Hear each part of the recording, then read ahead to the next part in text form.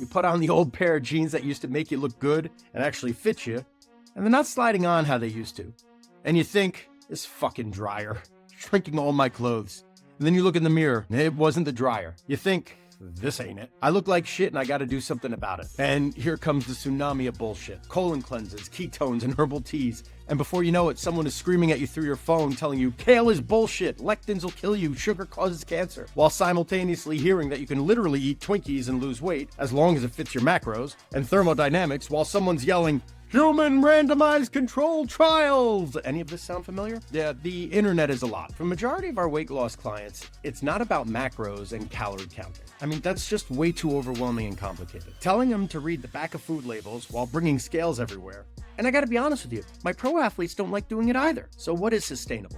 Simplicity. The simpler it is, the easier it is to do it every day. If it walks the earth, grows on the earth, or swims the sea, that's usually a pretty good place to start for weight loss and health. Something as simple as addressing source can have a positive influence on health and weight loss. Simply put, eating unprocessed foods lets you eating less calories. Now, how do we differentiate unprocessed from ultra-processed foods? Technically, anything that comes from a package is considered processed, as well as something like ground beef. That's also considered processed. It's not so black and white, it's more of a continuum. Just think about food being in its raw or natural form as best as you can. First off, protein. What has protein? If it walks the earth or swims the sea. Or even more simply put, anything with eyes is usually a good place to start. What has eyes? Fish, cows, chickens. You get the point. Or something that comes from something with eyes.